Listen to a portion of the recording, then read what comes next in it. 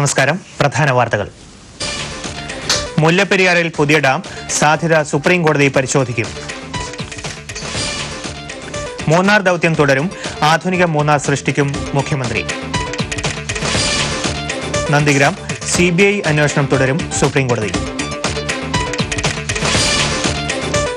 ഭ്രൂണഹത്യയ്ക്ക് ശിക്ഷ വർദ്ധിപ്പിച്ചു. 7 വർഷം തടവും 5 ലക്ഷം വരെ പിഴയും ശിക്ഷ. ഡൽഹി ഗുവാഹത്തി ട്രെയിനിൽ സ്ഫോടനം, 5 മരണം. വാർത്തകൾ വിശദമായി. സംസ്ഥാനത്തെ ഭൂരഹിതർക്ക് ഭൂമി നൽകാൻ ഉടൻ നടപടി സ്വീകരിക്കുമെന്ന് മുഖ്യമന്ത്രി ശ്രീ VS അച്യുതാനന്ദൻ പ്രസ്താവിച്ചു. തൊടുപുഴയിൽ CPIM ഇടുക്കി ജില്ലാ സമ്മേളനത്തിന്റെ ഭാഗമായ പ്രതിനിധി സമ്മേളനം ഉദ്ഘാടനം ചെയ്യുകയായിരുന്നു മുഖ്യമന്ത്രി. 2 വർഷത്തിനകം 2 ലക്ഷം പേർക്ക് വീടും സൗകര്യങ്ങളും നൽകും. ആധുനിക മൂന്നാറിന്റെ നിർമ്മാണത്തിന് ഗവൺമെന്റ് നടപടി സ്വീകരിക്കുമെന്നും മുഖ്യമന്ത്രി പറഞ്ഞു. മൂന്നാർ ദൌത്യം സമയബന്ധിതമായി പൂർത്തിയാക്കുമെന്ന് മുഖ്യമന്ത്രി പറഞ്ഞു. മൂന്നാറിൽ ആദ്യ സംഘത്തിന്റെ നടപടികളെ ന്യായീകരിച്ച മുഖ്യമന്ത്രി ഒട്ടേറെ ഭൂമി തിരിച്ചുപിടിക്കാൻ കഴിഞ്ഞതായി അവകാശപ്പെട്ടു. രാവിലെ TK രാമകൃഷ്ണൻ നഗറിൽ പതാക ഉയർത്തിയതോടെ സമ്മേളനത്തിന് തുടക്കമായി. ശ്രീ പിണറായി വിജയൻ ഉൾപ്പെടെ മുതിർന്ന നേതാക്കൾ പങ്കെടുക്കും. ജില്ലാ ഭാരവാഹികളെയും സംസ്ഥാന സമ്മേളന പ്രതിനിധികളെയും തെരഞ്ഞെടുത്തുകൊണ്ട് സമ്മേളനം മറ്റന്നാൾ സമാപിക്കും. മുല്ലപ്പെരിയാറിൽ പുതിയ അണക്കെട്ട് നിർമ്മിക്കുന്നത് പ്രശ്നത്തിന് ശാശ്വത പരിഹാരമാകുമോ എന്ന് സുപ്രീം കോടതി പരിശോധിക്കും.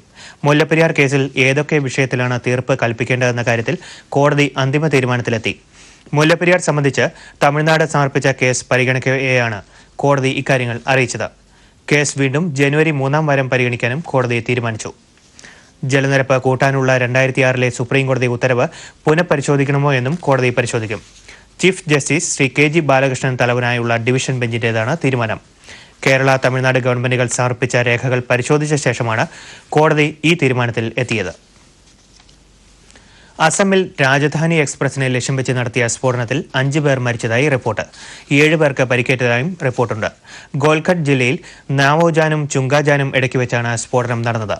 ഇന്ന് പുലർച്ചെ 1 മണിക്കും 1:30ക്കും ഇടയിലായിരുന്നു സംഭവം. സ്ഫോടനം റെയിൽവേ ട്രാക്കിലാണ് ഉണ്ടായതെന്നും പാഴ്സൽ ബോഗിയിലാണ് സംഭവിച്ചതെന്നും വ്യത്യസ്ത റിപ്പോർട്ടുകളുണ്ട്. മരിച്ചവരിൽ ട്രെയിൻ യാത്രക്കാരും ഉൾപ്പെട്ടിട്ടില്ലെന്ന് റിപ്പോർട്ടിൽ പറയുന്നു. സ്ഫോടനത്തിന്റെ വൻ ശബ്ദം കേട്ടതായി യാത്രക്കാർ അറിയിച്ചു. എഞ്ചിന് തൊട്ടുപിന്നിലുള്ള ബോഗിക്കാണ് സ്ഫോടനത്തിൽ കേടുപറ്റിയത്. ദിബ്രുഗറിൽ നിന്ന് ന്യൂഡൽഹിയിലേക്ക് വരികയായിരുന്നു ട്രെയിൻ. തീവ്രവാദ വിരുദ്ധ സേന സംഭവസ്ഥലത്ത് എത്തിയിട്ടുണ്ട്. ഉന്നത റെയിൽവേ ഉദ്യോഗസ്ഥരും സംഭവസ്ഥലത്തേക്ക് പോയി. സ്ഫോടനത്തിന് പിന്നിൽ ഉൾഫയെയാണ് അധികൃതർ സംശയിക്കുന്നത്. എന്നാൽ ആരും സ്ഫോടനത്തിന്റെ ഉത്തരവാദിത്തം ഏറ്റെടുത്തിട്ടില്ല. ന്യൂഡൽഹിയിലെ പാർലമെന്റ് ആക്രമണത്തിന്റെ 6-ാം വാർഷികമാണ് ഇന്ന്. 2001-ലെ തീവ്രവാദി ആക്രമണത്തിൽ 5 ഡൽഹി പോലീസ് കോൺസ്റ്റബിൾമാരും 1 CRPF വനിതാ കോൺസ്റ്റബിളും ഉൾപ്പെടെ 9 പേരാണ് കൊല്ലപ്പെട്ടത്. കൊല്ലപ്പെട്ടവരുടെ സ്മൃതി മണ്ഡപത്തിൽ രാഷ്ട്ര നേതാക്കൾ ആദരാഞ്ജലി അർപ്പിച്ചു. ഉപരാഷ്ട്രപതി ഡോക്ടർ ഹമീദ് അൻസാരി, പ്രധാനമന്ത്രി ഡോക്ടർ മൻമോഹൻ സിംഗ്, പ്രതിപക്ഷ നേതാവ് ശ്രീ LK അദ്വാനി, കേന്ദ്രമന്ത്രിമാർ തുടങ്ങിയവർ സ്മൃതി മണ്ഡപത്തിൽ പുഷ്പാർച്ചന നടത്തി.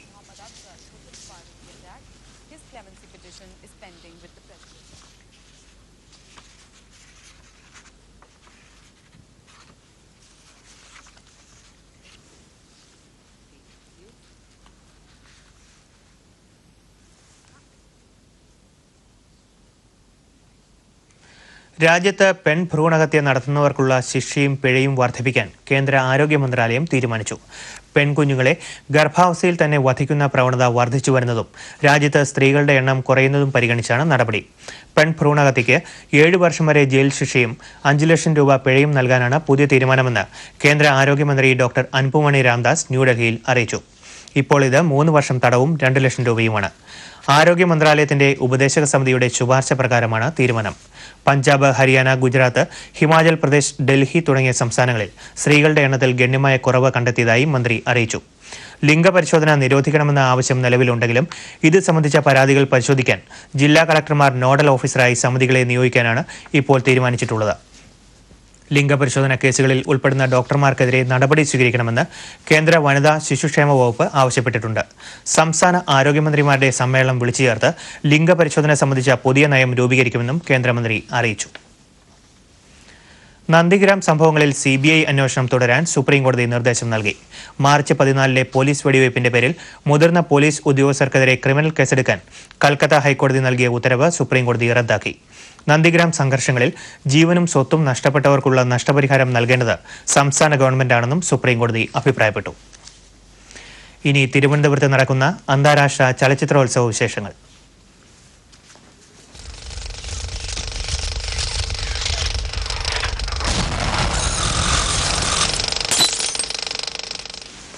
മത്സരചിത്രങ്ങളിൽ പലതും അവസാനവട്ടം കാണുവാനുള്ള അവസരമൊരുക്കി രാജ്യാന്തര ചലച്ചിത്രമേള 7ാം ദിവസത്തിലേക്ക് എത്തുന്ന ഇന്ന് ഹ്രസ്വചിത്രങ്ങളുടെ നീണ്ട നിര തന്നെ ഉണ്ടാവും. മേളയിൽ കയ്യടി നേടിയ വ്യത്യസ്ത പ്രണയകഥയുടെ ബ്ലിസ്, സുഹൃത്ത് വിയോഗത്തിന്റെ ഗെറ്റിംഗ് ഹോം, ലിംഗപരിണാമ സംഘർഷത്തിന്റെ XXY, തെരുവ് ജീവിതത്തിന്റെ കാസ്കറ്റ് ഫോർ ഹയർ എന്നിവയുടെ 3ാം വട്ട പ്രദർശനം ഇന്ന് പ്രേക്ഷക സാന്നിധ്യം അറിയിക്കും. മേളയിൽ റിട്രോസ്പെക്റ്റീവ് വിഭാഗത്തിൽ ഏറെ ആസ്വാദകരെ സൃഷ്ടിച്ച അൽമദോവറിന്റെ ലാ ഓഫ് ഡിസയർ എന്ന വേറിട്ട ചിത്രം ഇന്ന് പ്രദർശിപ്പിക്കും. 10 ഹ്രസ്വചിത്രങ്ങളിൽ ടിക്കറ്റ് പ്ലീസ്, ഫേൺ എന്നിവ ശ്രദ്ധേയ സംരംഭങ്ങളായിരിക്കും. ഒരേ കടൽ പ്രതിനിധികൾക്കായി തിയേറ്ററിലും പ്രേക്ഷകർക്കായി നിശാഗന്ധിയിലും പ്രദർശിപ്പിക്കുന്നു. 4 പെണ്ണുങ്ങളും രാത്രിമഴയും തമിഴ് ചിത്രം പെരിയാറും ഇന്നും കാണാം. ചലച്ചിത്രമേള അവസാനിക്കാൻ ഒരു ദിവസം മാത്രം അവശേഷിക്കെ നല്ല ചിത്രങ്ങൾ തിരഞ്ഞെടുത്ത് കാണുവാനുള്ള അവസരം പ്രേക്ഷകർ യുക്തിസഹമായി വിനിയോഗിക്കുന്ന ദിവസമാണിത്. പുത്തൻ സാങ്കേതിക വിദ്യകളെക്കുറിച്ച് വിദ്യാർത്ഥികൾക്ക് അറിവുണ്ടായിരിക്കണമെന്ന് ഗവർണർ ശ്രീ RL ഭാട്ടിയ പറഞ്ഞു. തിരുവനന്തപുരത്ത് പ്രിസിഷൻ, മൈക്രോ, മെസോ, നാനോ എന്നീ എഞ്ചിനീയറിംഗ് വിഭാഗങ്ങളെക്കുറിച്ചുള്ള അന്തർദേശീയ സെമിനാർ ഉദ്ഘാടനം ചെയ്യുകയായിരുന്നു അദ്ദേഹം. വിവരസാങ്കേതിക വിദ്യ വ്യാവസായിക മേഖലയിൽ വിപ്ലവകരമായ മാറ്റം ഉണ്ടാക്കിയിട്ടുണ്ട്. ഉൽപ്പന്നങ്ങളുടെ ഗുണമേന്മ വർദ്ധിപ്പിക്കുന്നതിനും വിപണനത്തിനുമുള്ള മുഖ്യ ഘടകമായി വിവരസാങ്കേതിക വിദ്യ മാറിയിട്ടുണ്ട്. എങ്കിലും പുത്തൻ സാങ്കേതിക വിദ്യകളുടെ ദുരുപയോഗം നിരവധി പ്രശ്നങ്ങളും സൃഷ്ടിക്കുന്നുണ്ട്.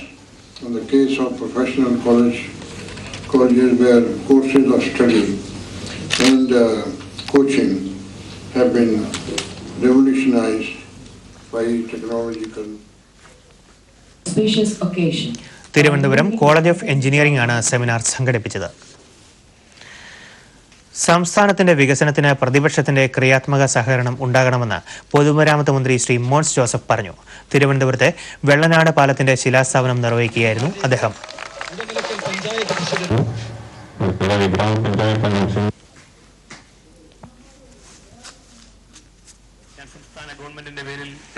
MLA-മാരായ മാങ്കോട് രാധാകൃഷ്ണൻ, ശ്രീ G കാർത്തികേയൻ തുടങ്ങിയവർ പങ്കെടുത്തു. എല്ലാവിധ അനുമോദനങ്ങളും അറിയിക്കുന്നു.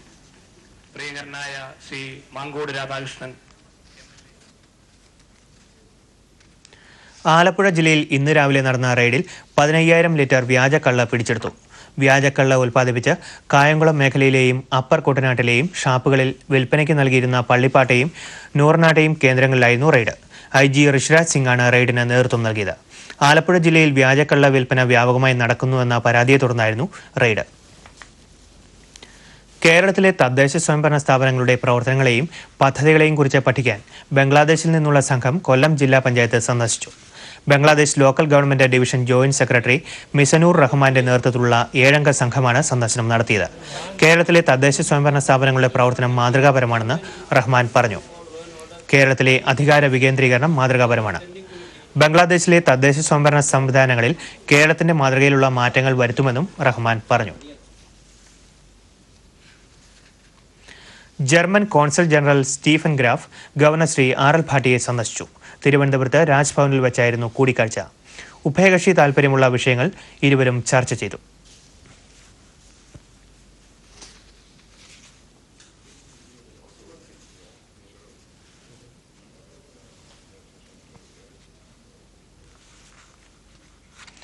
കരിപ്പൂർ വിമാനത്താവളത്തിൽ നിന്ന് ഇന്നലെ വൈകിട്ട് പുറപ്പെടേണ്ടിയിരുന്ന മുംബൈ വിമാനം ഇതുവരെ പുറപ്പെടാത്തതിൽ പ്രതിഷേധിച്ച് യാത്രക്കാർ വിമാനത്താവളത്തിൽ ബഹളം വെച്ചു.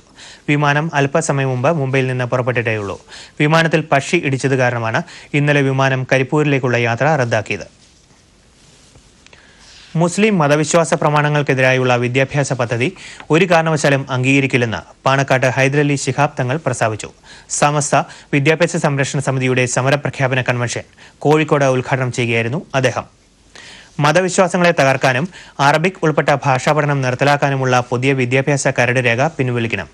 ഇതിനെതിരെ എല്ലാ മതന്യൂനപക്ഷങ്ങളും ഒറ്റക്കെട്ടായി ചേർക്കണമെന്നും അദ്ദേഹം ആവശ്യപ്പെട്ടു.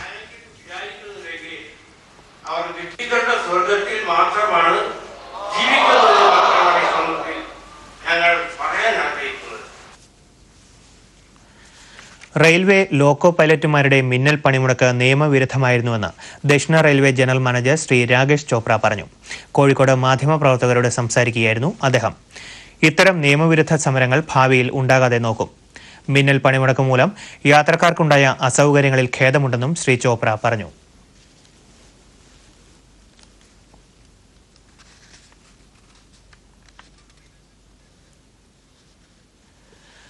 കോഴിക്കോട് റെയിൽവേ സ്റ്റേഷനിൽ അദ്ദേഹം സന്ദർശനം നടത്തി.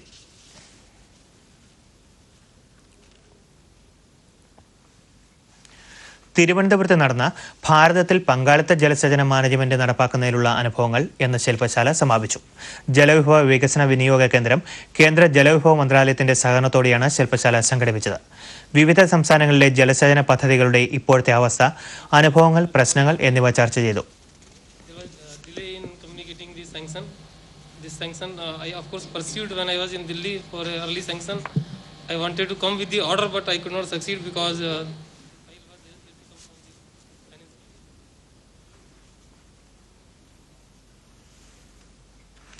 അന്തർദേശീയ ഫുട്ബോൾ ഫെഡറേഷനിലെ അംഗമായ PP ലക്ഷ്മണന്റെ ആത്മകഥ ഊടും പാവും കണ്ണൂരിൽ പ്രകാശനം ചെയ്തു. പ്രശസ്ത കഥാകൃത്ത് ശ്രീ MT വാസുദേവൻ നായർ ശ്രീ MV രാഘവന് ആദ്യ പ്രതി നൽകി. Kannur university vice chancellor professor P Chandramohanan അധ്യക്ഷനായിരുന്നു. ആദ്യത്തേത് പ്രൈമറി എക്സ്പീരിയൻസ് എന്ന് പറയുന്നത്, അത് കഴിഞ്ഞിട്ടുള്ള അനുഭവങ്ങൾ ഇങ്ങനത്തുള്ളതാണ്. വിജയത്തിന്റെ ആത്മകഥയിലും അതിമനോഹരങ്ങളായ നിമിഷങ്ങളുണ്ട്. ഇവിടെ പുസ്തകം പരിചയപ്പെടുത്തിക്കൊണ്ട് സംസാരിച്ചത് പറഞ്ഞ ആ പെട്ടിയുടെ കഥ. ആസ്ട്രേലിയൻ പര്യടനത്തിന് 16-അംഗ ഇന്ത്യൻ ക്രിക്കറ്റ് ടീമിനെ പ്രഖ്യാപിച്ചു. ഓപ്പണർ വീരേന്ദ്ര സെവാഗ് അപ്രതീക്ഷിതമായി ടീമിൽ ഇടം കണ്ടെത്തി. ഗൗതം ഗംഭീറിന് പരിക്കേറ്റതോടെയാണ് സാധ്യതാ ലിസ്റ്റിൽ ഇല്ലാതിരുന്ന സെവാഗിന് അവസരം കിട്ടിയത്. രാജസ്ഥാൻ ഫാസ്റ്റ് ബൌളർ പങ്കജ് സിംഗാണ് ടീമിലെ ഏക പുതുമുഖം. ആഭ്യന്തര ക്രിക്കറ്റിലെ മികവുറ്റ ബൌളിംഗ് പ്രകടനമാണ് പങ്കജിന് ടീമിൽ സ്ഥാനം നേടിക്കൊടുത്തത്. ദിനേശ് കാർത്തിക് വിക്കറ്റ് കീപ്പർ സ്ഥാനം നിലനിർത്തി. അനിൽ കുംബ്ലെ, മഹേന്ദ്ര സിംഗ് ധോണി, സച്ചിൻ ടെണ്ടുൽക്കർ, രാഹുൽ ദ്രാവിഡ്, VVS ലക്ഷ്മൺ, യുവരാജ് സിംഗ്, സൗരവ് ഗാംഗുലി, ഹർഭജൻ സിംഗ്, സഹീർ ഖാൻ, RP സിംഗ്, ഇശാന്ത് ശർമ്മ, ഇർഫാൻ പഠാൻ, വസീം ജാഫർ, വീരേന്ദ്ര സെവാഗ്, ദിനേശ് കാർത്തിക്, പങ്കജ് സിംഗ് എന്നിവർ അടങ്ങുന്നതാണ് 16-അംഗ ടീം. 4 ടെസ്റ്റുകളുള്ള പരമ്പരയിലെ ആദ്യ ടെസ്റ്റ് ഈ മാസം 26-ന് മെൽബണിൽ ആരംഭിക്കും. ഓഹരി വിപണി തുടർച്ചയായ 3-ാം ദിവസവും മുന്നോട്ട്. രാവിലെ വ്യാപാരം തുടങ്ങി ആദ്യ മണിക്കൂറിൽ മുംബൈ സൂചിക 122 പോയിന്റ് ഉയർന്ന് 20,498-ലെത്തി. ഇത് സർവകാല റെക്കോർഡാണ്. 20,308-ലാണ് ഇപ്പോൾ വ്യാപാരം നടക്കുന്നത്. ഏഷ്യൻ വിപണിയിൽ പൊതുവെ ദൃശ്യമായ മാന്ദ്യം ഇന്ത്യൻ വിപണിയെ ബാധിച്ചില്ല. ദേശീയ സൂചികയും ഉയർച്ച രേഖപ്പെടുത്തി. ആദ്യ മണിക്കൂറിൽ സൂചിക 6,155.7-ലെത്തി. മെറ്റൽ, കൺസ്യൂമർ ഓഹരികൾക്കാണ് പ്രിയം ഏറിക്കണ്ടത്. പ്രധാന വാർത്തകൾ ഒരിക്കൽ കൂടി. മുല്ലപ്പെരിയാറിൽ പുതിയ ഡാം സാധ്യത സുപ്രീം കോടതി പരിശോധിക്കും. മൂന്നാർ ദൗത്യം തുടരും. ആധുനിക മൂന്നാർ സൃഷ്ടിക്കും മുഖ്യമന്ത്രി. നന്ദിഗ്രാം CBI അന്വേഷണം തുടരാം സുപ്രീം കോടതി. പെൺ ഭ്രൂണഹത്യയ്ക്ക് ശിക്ഷ വർദ്ധിപ്പിച്ചു. 7 വർഷം തടവും 5 ലക്ഷം വരെ പിഴയും ശിക്ഷ. ഡൽഹി ഗുവാഹത്തി ട്രെയിനിൽ സ്ഫോടനം, 5 മരണം. ഇതോടെ ഈ വാർത്താ ബുള്ളറ്റിൻ സമാപിക്കുന്നു. നമസ്കാരം.